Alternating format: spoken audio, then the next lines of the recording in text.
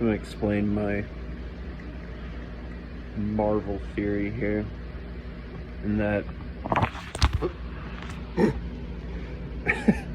I believe, well, for a while now, that Thanos is the true hero of the entire franchise.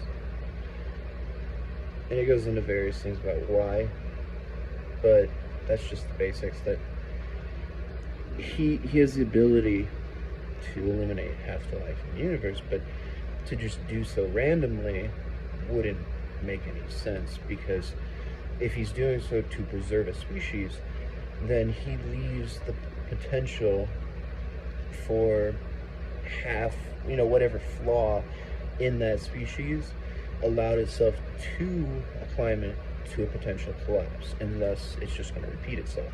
So why eliminate half the species randomly?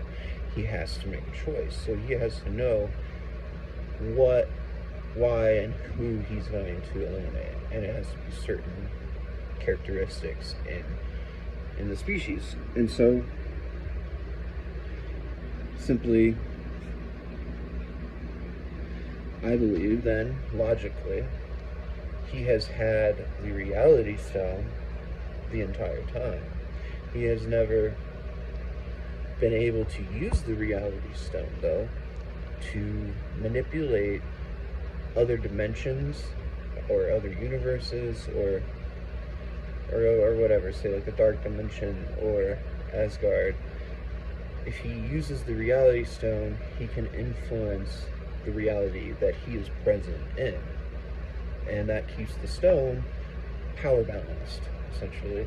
And so in the films, you don't experience the reality stone but like one time. He only uses it once. Why? Logically, he would be using it the entire time, because you cannot tell when he's using it. So if he simply snaps his fingers, did he ever actually eliminate half the life in the universe? It could just be a study, a social study, to understand the recourse and what happens when he makes his supposed wish. And so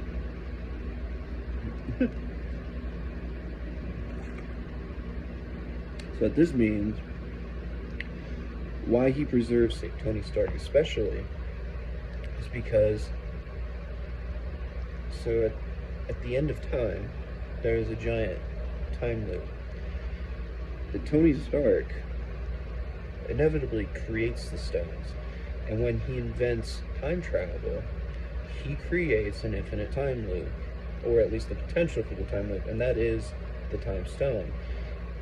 He synthesizes a new element, which is essentially the power stone, and so it just sort of tandems off into that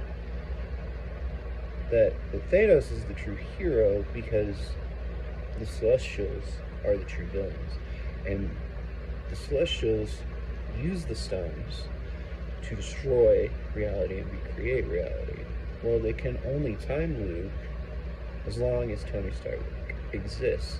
So Tony Stark is the creation of reality. He is that moment in the film where, say, at the beginning of time, that the stones were created, etc., or whatever, is essentially his lifespan up until that point, to where the Celestials have evolved to use the stones to destroy and recreate reality, to which then Thanos is trying to prevent the Celestials from evolving or birthing and stuff by eliminating half the life in the universe, to allow Tony Stark to create the stones, and thus to create the giant time loop at the end of time, so that, just like our system right now, in that we have to accept the potential of evil to maintain the liberties and freedom of the cognitive mind, that we can choose to do evil, but we have the freedoms to choose not to as well. And so, just like that, you have to create that time loop at the end of time. And so it all logically then would explain that Thanos has had the time stone, or no, the reality stone the entire time, because why didn't Doctor Strange use the time stone to create a time loop, right? Because there's already a time loop. There's a giant time loop. That if he defeats Thanos, their reality veers off, and logically the Celestials destroy reality. And every sequence at the end of time, where reality veers off, it ends.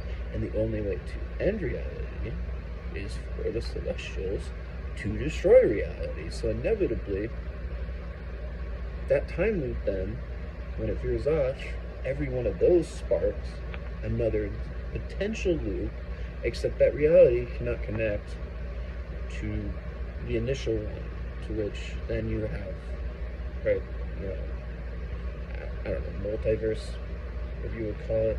I haven't seen the new multiverse or movie yet, but I doubt it goes into this sort of storyline. But